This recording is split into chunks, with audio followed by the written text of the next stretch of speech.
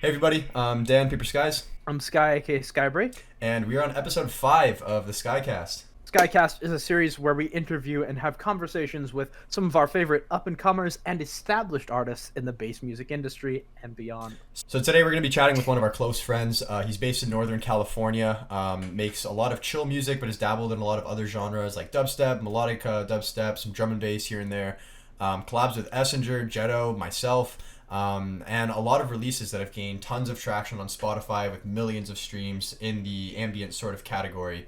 Happy to introduce a close friend, Kazukii. Oh my Holy god, shit. that clip's you. so hard. That's funny. What's up? How you doing today, man? Hey. Oh, I'm doing good. Other than the burning weather, I'm doing good. Yeah. Yes, Northern California be very hot. Hotter than Do you you feel like think, that? yeah. But yeah, so let's just get right into this then. Our first kind of point was, according to your Spotify page, it looks like a lot of your fans are actually based in non-US cities like London, Berlin, and Moscow. Yeah. Seemed pretty cool since you're kind of like based in the US. Is this like a conscious thing, or did one day you just kind of look at your stats and were like, oh man, I've got all these non-US cities listening to my stuff? To be fair, like, I think it's because some of my most popular releases they gained most traction from, like, Russian influencers and stuff posting about them back in, like, 2017. Okay. So, Right. I think, like, all that listener base came from over there, yeah. You also you were in the German chill music editorial on Spotify, which seemed to help Oh, out a yeah. lot of your tracks. It's really cool to see. Chillage base. Yeah. Are you able That's to the connect with a lot of these people, or do you kind of have like a tough time doing it? How's the audience down there and engaging with them? Honestly, it just kind of happens naturally. I don't really have any like connections or anything. I know that people like will, hit me up on Twitter or Instagram and Mhm. stuff all the time and tell me things. But other than that, I don't really have any connections, especially not with like the playlist people. Yeah. Yeah, it's really kind of weird how many people like will ask like, "Oh, how did you get into a big line editorial?" And from the Yeah. grassroots, it really just kind of seems like it's all politics, and you gotta know someone. But no, really, it's kind of strange. They do what they say. Like you pitch the song, and if you've got a good release plan, they'll chuck you in the most random editorials ever. So you're Yep. just like, great. Yeah. Found that's a Yeah. common theme. I think the interesting part of it, the bit though, is the fact that like being based in the U.S., doing all of your promo here and everything. The fact that you have that U.S. audience, it kind of shows, I think, the popularity of the genre there compared to here, because a lot of chill out yeah. stuff. If you could talk about EDM as a genre, everyone's instantly gonna like revert to like dubstep or house music, Martin Garrix type festival beats. But down there seems to be a huge different taste in listening and audience and everything. Even if like with our friend Joe. His like infatuation with like drum and bass and everyone else is down there, right? Yeah. That's like a UK thing, yeah. Yeah. How did you get into speaking of drum and bass, making genres like that? You have one song with Def Sharp, Parallel, which we released on 04 Oh my Collective. goodness. How did that track and similar ones where it's less ambient come about, knowing that you are like a chill producer? Well, like my background when I first started making music is like I had a whole different name and everything else of making bass music. And once I started making chill out stuff and I got accustomed to it and got in like the loop of making those kind of things, I stopped making bass music, and I still had like the knack for trying to design sounds and stuff. So for that song Parallel, it was just Def Sharp was making something one day and we were on a call and he showed me it and I was like, hey, yeah, I'll make some basses for it, and I ended up adding like little ambient bits and everything else, and then it happened like that. Kind of came together, yeah. And yeah, it's kind of cool how different the kind of production processes are. Or do you find it's that different kind of between making this stuff that pushes all the limits and does these weird sounds and kind of more chill stuff? Do you think they're kind of more similar than different? Like, how do you think the production of harder hitting music really varies from chiller stuff? There's definitely like a difference because of just like what you have to focus on, I think. But I think it's definitely based off the artist too, because like an ambient producer is going to produce dubstep a lot differently than someone whose main focus is dubstep and everything. So it's like it's almost like it's not interpretive, but it's like selective to people who are making it, I guess. So yeah, let's like chat a bit on your production process, like making the ambient sort of stuff. I'd imagine that the goal is to try and get like a lot of really lush, wide sounds. Do you want to just dive in a bit to like how you go about making a lot of your songs? Maybe even a track like "Need," your most popular on Spotify. Oh man, my process back then was starting with just like a huge pad, which I'd usually make from like I think I'd always use Harmer and I'd make saw chords, and then I'd just drown them in a bunch of reverb and just resample it, and then I'd just add little piano and notes on top, and always resample vocals, like R&B tracks, because that just seems to be like the thing to do for future garage, especially the kind I was listening to back then, like Burial and all that. Yeah, But yeah, just having a big luscious soundscape is really the key there, I guess. For sure. your song "Hope," which is one of my personal favorites. I think I've told you a few times. Oh yeah. It's just a huge like evolving pad from start to finish, and I find music like that, to make it intriguing and to have it just be again like a pad that kind of evolves, is a pretty difficult thing. But layering in the little subtle bits of texture that you do just makes it feel so like filled and complete and everything. Is there almost like a songwriting process to creating just like an ambient song that essentially just evolves? Well, first, thank you, and I don't know, like I feel like it's just maybe you could relate it to like something like progressive house or something, where you always just want to add like the smallest little element or like ear candy. So even though it's just relatively just like a 4 chord progression, you still feel something like evolving during a period of time, I guess. Yeah, and I think it's definitely a different listening experience listening to these like evolving lush pads and more chill, almost tempo-less type music. Because with stuff like EDM and like traditional songwriting with like guitar plus vocal or something with a rhythm, you don't really get into like the same trance-like state as you do in ambient music. I really feel like every song is kind of more of like its own world and its own experience. So it's Yeah. kind of cool to see you mastering that sort of songwriting, as well as showcased by your songs like Parallel and other more melodic dubstep track like you tune with Dan. You can also master that kind of traditionalist rhythm stuff. It's pretty Yeah. epic. Mm-hmm. It's a lot of fun to try those other things too, just to like get a break from it every now and again. But For sure. you're right. You're right for sure that like it feels like you're trying to create like a different kind of world, or just like someone to just escape for a couple of minutes, so you can just sit there and relax. And I've fallen asleep while I'm making my own songs a lot of times. Wow. Then you're doing something right, I suppose. Usually that wouldn't be right, but Hey, in this genre, It yeah, goes, this yeah, one it's all right. Is that kind of the goal when writing a lot of your music? It's like I like what you said there. You're like almost feels like when I'm writing music, it feels like I'm kind of like escaping. Is that kind of like the goal when creating a tune of yours? Yeah, either escaping or trying to put like something of what I feel, or something that I know someone else has felt or could feel.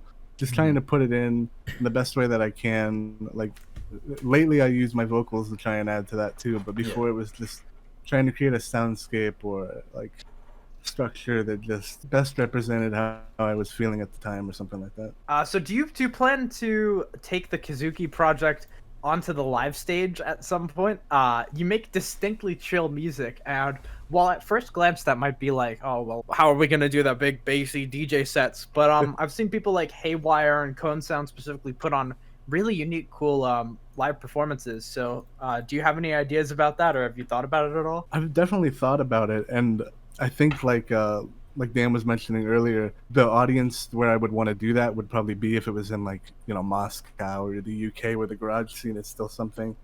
So I think I'd probably keep it to like maybe a garage kind of set or something, or I don't know really. Like I know there's like a new style of music over there in Moscow and everything that called like hard wave that I've been trying to get Yeah. into as well, Okay. and that's definitely more show friendly. Hardwave is sick. That's super Oh, cool. yeah. I know Ace Auras and has kind of hopped on that whole hard wave X color base Yeah. wave, if you can call it. So yeah, no, that's definitely popping off, and I would be really excited to hear you make a genre like that. I think you specifically would do a pretty good job. I want to try it. With the note of the shows and everything, like I think might have talked about this a bit because we at some point, but like I feel like you could really put on like a super unique show experience. You know what I mean? Because it doesn't exactly need to be like a dubstep festival or something just because you're in the EDM genre. Like I can imagine you being like at a completely different type of venue with a completely different crowd, and like putting together like an audio visual experience that's just like really moving and really beautiful. You know what I mean? Yeah. But and I mentioned the visual aspect as well because I know I've been helping you out a little bit with it. But you've been getting into visuals and doing animations for a lot of your album covers and things, right? Yeah. How's the experience with that? It's fun. I like that. I feel like I have a little bit more control over it, especially with the help from you and some of our friends. It's been cool to be able to take more control over that part of it. Yeah. And because like what I used to do, just looking at a cover art on a teaser or whatever is nice, but when it moves and you got all the little aspects of things changing and everything, it's nice. I'd love to do that, like have a live audio visual kind of experience thing.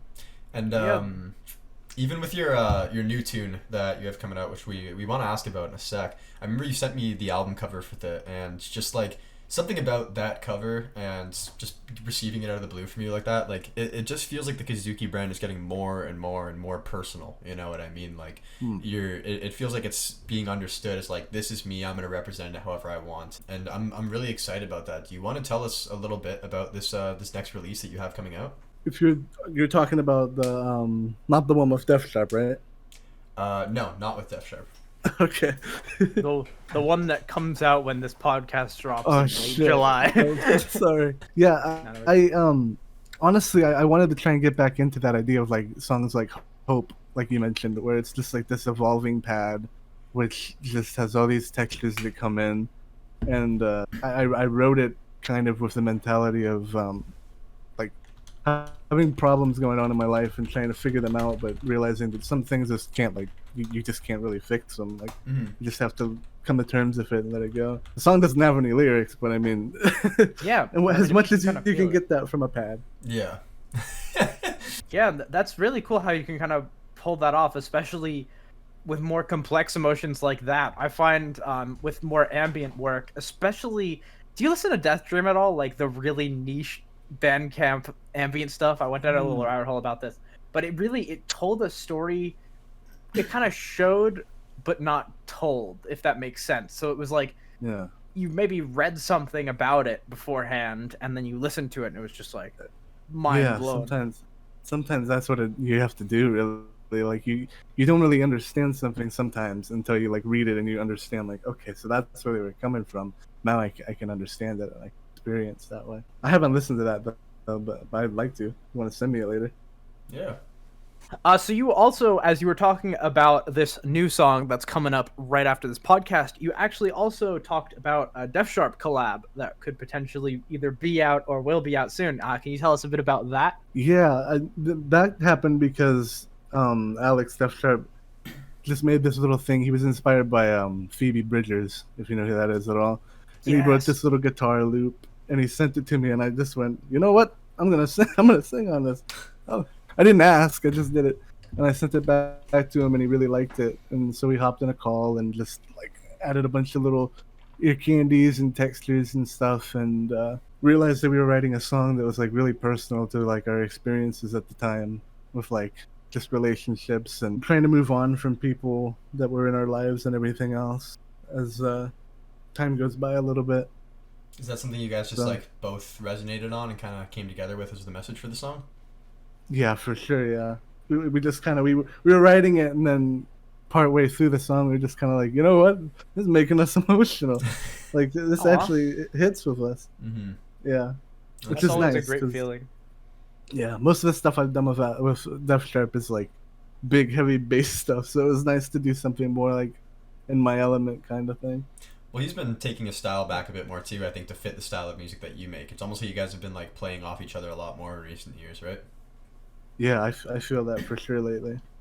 I'm real proud of what he's doing. Yeah, that's nice. Shout out Def Sharp. Shout out Def Sharp. Oh yeah.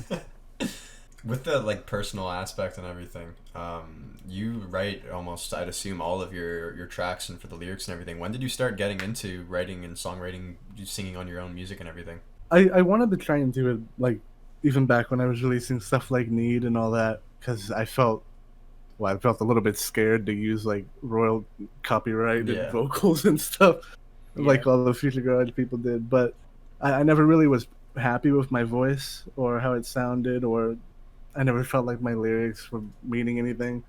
And I don't know, just at some point, I just decided I didn't want to have to deal with the struggle of working with some vocalists or waiting on it or anything like that. And I felt like it was just a more personal experience, just write everything myself and try and sing it myself. Mm-hmm. Definitely. Does that kind of I think conflict it's when you like maybe do collabs with other people? For example, maybe even your collab that you did with Harley Bird recently. Not really like conflict. It's more like when I do stuff with other people like that, I'll usually give them more or less like total creative freedom to just write about what they would like to write about. Like sometimes I'll give them like a little prompt or something, but Okay. I feel like the best way to do a collaboration with a singer or a vocalist is to let them write what they feel more so. Okay. You get like Yeah. a really good product when you let them just say what they say according to how they feel from the track. Mm-hmm. Yeah, when the I don't when mind the it too much. authenticity kind of comes from like both parties, vocalist and producer, even if they're like mentally about two completely different subjects, I always find as long as everyone's being authentic, it'll come out okay. Yeah. Yeah, for sure. Yeah. Let's talk about some of the usage of your music. You don't need to bring up any direct scenarios or anything if you don't want to. But there have been a few times, whether on purpose or incidental, that people have sampled your music and kind of used it in a different Oh, boy. context for their own tracks and everything. What are your general thoughts on your music being sampled? Because creating ambient stuff, I think some people will kind of like hear it, maybe if they're not as immersed into the genre, be like, oh, you know, this pad could be like a great opener to my song or something like that. But you're trying to create a Yeah. unique experience there, right? Just tell me a bit about that process and everything. A lot of the cases that I've come across where people have done that is where they don't ask me, they don't like give me a royalty, they don't even mention it at all, and I have to Yeah. find out from like people just informing me like months or a year on. I wouldn't mind it if people asked me because I understand that totally. Like you want to use a piece of something to build on your own idea or your own concept. I wouldn't mind that. It's just sadly that's not what I've had experience with. It's usually Yeah. people just stealing it and putting trap drums on it or like using it for their drop of their song. Yeah. For the people you've confronted about that, have they kind of like come clean with it, helped you out, you know, done anything in return for using the song once they've kind of been caught more or less, I suppose? Well, the biggest case that I had, I'll go ahead and mention it because we all worked it out and everything, was Sure. this rapper.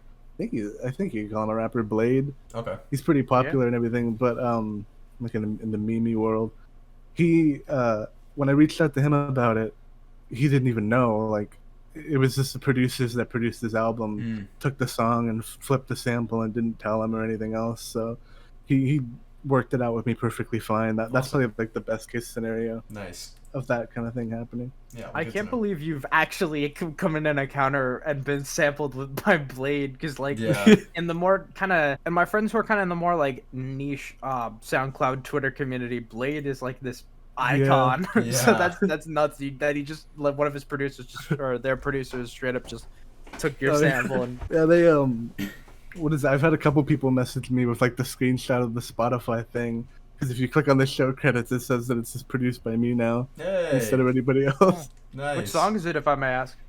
It's a song that I did with a very good vocalist named Diana. It's called Design. I released What it did like he back call in it? 2017. What It's did kind he of an call old it? one. Oh, he called it The Silent Boy Cries or something like that, I think. And like everybody in the comments of that upload was like trying to correlate that title with the lyrics that were being sung, and it was really weird. Like there's Yeah. nowhere where she mentions those words. Damn. Well, I think it's cool though that like you've gotten around probably more than you expect, and that's one reason why we wanted to have you on the Skycast is because like you are a well-known name as Kazukii. You know, you're at 100,000 monthly listeners on your Spotify now consistently. Congratulations on that. That's huge. Thank you. So to touch on that though, what do you with 100,000 monthly listeners? Do you see a lot of that engagement, and like what's the consensus on like how much you're able to connect with your fans versus have them listen to your music and maybe add it to a personal playlist or something, right? I do see engagement, especially on Instagram and believe it or not, Facebook. Like Facebook, I get more messages than I would like to be honest. I don't really want to Yeah. use that thing. Yeah. But I see the engagement translated in like from the plays and everything, but I feel like Spotify as like a platform really should have something more, so Yeah. you could like have a little bit more engagement or communication. But I see a good bit of it. What about Yeah. with NetEase Cloud Music? We found that out recently about you, that you actually have a huge audience in Asia as well, Oh under my their god, main listening platform, which I believe is NetEase Cloud Music. But something like that. there are tracks of yours that have pages and pages of comments and support. What do you think about like that audience and the fact that you've like made it all the way out there? That's crazy that like I didn't even know that existed. Yeah. Going on Yeah. and seeing like 700 comments by people that I like probably didn't even contact me or don't even know like my socials. Maybe I don't even know. Hmm. Is just funny, but it's really nice. It's really sweet to see it, especially because like you translate some of the comments and they're really beautiful messages and sweet things. Oh. So it's really nice to see. Yeah, I know you have some. We saw like all of our friends just had so many. It was That's crazy. funny. I mean, but not as Dude, not it's- as many as you, man. You've made an impact there for sure. It's so trippy out there though, because it's just like, it's around 2 billion people that are pretty much undocumented around here. Like we will Yeah. never come. We will likely never come in contact with them in an online circumstance due to, governmental limiting. Privacy And there they policy. are. They're just bopping our tunes that we all Yeah, Yeah. pretty much. Yeah. that we all Kinda just crazy. made in a call and thought, oh, no one's gonna hear this. It's really kind of beautiful to think about. Oh yeah. Do you plan on traveling there at all? Do you have any sort of like Asian culture influence in your music or your sound or anything, knowing that you have a big audience there now? Honestly, like I don't really have a huge influence in it in any of like my music or anything, but I would love to go there. Not only just because of like I can see that there's like a fan base there and everything, but just it's beautiful over there and everything else, and I'd love to try that. Yeah. I want to travel a Really. bunch of places if I can, if I get the chance. I feel like by going there and kind of experiencing such a drastically different culture with different values and different music and different pop culture and all those stuff, that could very subconsciously influence your music going forward. I know when I've gone to Europe, I know it's your episode, not mine, but when I've gone to all the times I've gone to Europe, they're not even that different from where I'm at, America. Yeah. And even still, like those experiences can influence, especially like you said, when you're creating worlds and trying to convey an emotion or a feeling. Mhm. You never know what new feelings you might get when you go to a Yeah. new place. Yeah. Yeah, I think I'd love to like at least go to I don't know how I'm gonna do it, but I kind of want to go to Russia or something like that and see everything there. Just knowing that I think that's where like most of my fan base is would just be nice to see. Maybe understand like why it is that your music has such a Oh, not impact Siri. there, right? Sorry, my Siri went off. Talking about like working how different places can experience your brand and everything. Your original brand that you had this like pig like avatar or sort of character that was sort of like the forefront of the Kazukii alias for quite Oh, a yeah. while. Do you want to talk about how that character came about and if it means anything? It doesn't really mean anything. It really came from like when I was like I think like 16, 17. My mom brought like this little package of little toys home and thought that I would be really interested in it for some reason. And I looked at one of them and I was like, I'll use that as the mascot for my music stuff. And I had one of my friends like redraw it. I probably could have gotten in trouble for it if I kept using it. Oh man. But yeah, Yeah. it progressed from that into like a character sketch and like a whole character kind of idea, Hmm. which I don't use right now. I'm trying to like find another artist to implement it a little bit more Yeah. towards what I want to do. I had like a really off the wall story idea for that little character, but I don't think it would work very well. You want to tell us a bit about it? Yeah, tell us. It just has to do with like the cover arts that I had for a while being like the circle being a symbol of like different like dimensions and thing, and that little character, the pig, being a spirit and being Okay. connected to nature and things like that. Nice. Oh, I think that's very cool. That's pretty. Yeah, I never got anywhere with it, but Where did the original circle sketch come from? one of my friends, Astral, I know you know him. Mhm. He showed me this little program called Chaotica, where basically it'll randomly generate like fractal images, and he sent me that picture a long time ago, and I really needed cover art for something, so I asked him if I could use it, and it looked perfect with this SoundCloud cropping that it did, because the picture's actually huge. Okay. But the little cropping just made like the circle in the middle and everything else. So just that silly little coincidence. And this Yeah. Just randomly generated. Sometimes randomly generated is better than can be conceived. Yeah. So what are we expecting from the future of Kazukii now going forward? I think we've talked a lot about the past of the brand and everything, but do you have any sort of like goals that you're going to try and achieve for the next year or so? I've been trying to set goals like crazy, but I keep falling short of what I actually like want to accomplish. I want to try and get more sync placements Okay. to try and and put my music in films and stuff like that. So I feel like that's That'd be so definitely fitting. a medium. Yeah, exactly. Like that's just a medium where I think it would really work. Because like you touched on earlier, I really like the idea of audio-visual experiences. Mhm. So having my music in films or shorts or even games and stuff like that just feels like the best kind of place for it. Because then you're almost like visualizing that world that you were talking about, especially if you're able to now, like you said, Yeah. doing some of your own motion visuals, like kind of help contribute to create that yourself too, right? I'd love to learn more of that too. I want to try and take that a little bit further. Yeah, that could open up For a sure. whole lot of avenues and doors for you. I'd definitely keep going with that. You're doing a great job with it so far. Thank you. You've been helping me. Of course. Quick learning. I think it would also really be cool to see you, since you've kind of made visuals for audio. I think it would be really cool if one day you got commissioned to kind of create a world around a visual and maybe sync it up using a Yeah. video player. I would love to see I'd you love to do experiment with that that. too, That'd be yeah. so sick, just like scoring. I've tried to Yeah. practice with that a couple times, but I'd love to get like commissioned for it or just signed on to like a little project or something. That'd be awesome. Game devs, if you're watching this, hit up Kazukii. Game Uh, devs, socials in filmmakers, description. Anybody, yeah, socials below. Anyone, Make sure you dude. hit 'em up. Yeah, you working on a I'll project? mimic the socials Journey below. soundtrack. The Journey soundtrack, but better. Yep. Oh, yeah, put it better. So Dan, do you want to move on to the fun portion of the stuff, or did you have any other questions in mind? I got a cool way to segue into it, actually. Alright, sounds Kazukii, good. why don't you tell us? Have you had like you said that you want to get more sync deals? So you've had some so far. Do you want to tell us about some of them? And I got one in mind that I want to bring up. Well, actually, I'm curious on what you're talking about because I've signed to like a sync company, but I haven't gotten any like official sync deals. Okay, so this is in that case less of a sync deal, but more of something cool that happened recently. You made an appearance on a wrestling TV show recently as with some background music. Do you want to tell us a bit about that? One of my friends, I won't say his name just in case, and so I'll explain what the song is. Sure.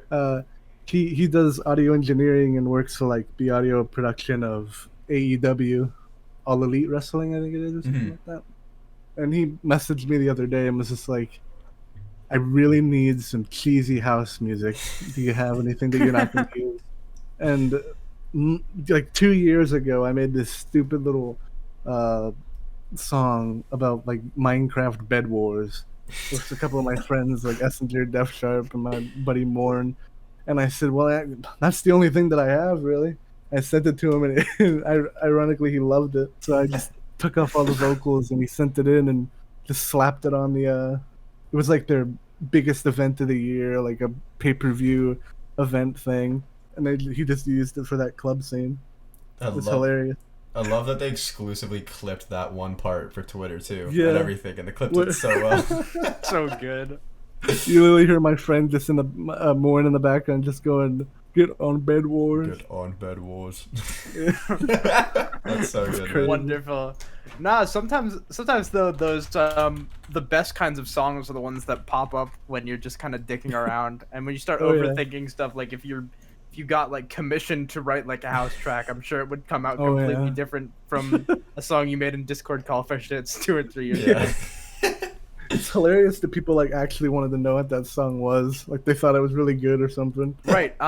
So to kind of go off into something new and kind of into some lesser known materials, you have it's come to our attention. You have another secret alias that for some reason you don't really promote on socials. Are you talking about Booby?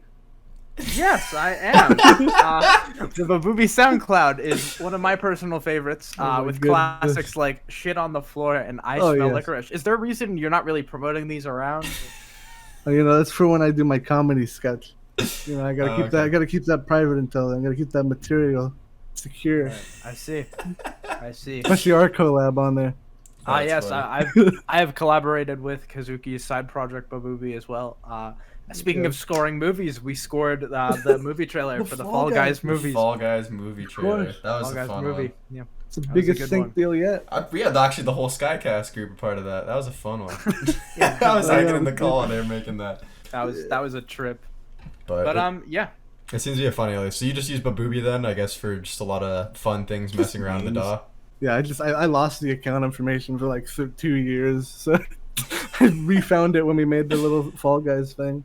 Yeah. It's just like for Anyone's, memes. Anyone's interested in some funnies, you can check out Babooby on SoundCloud. Great, Yeah. it's a great place to find it.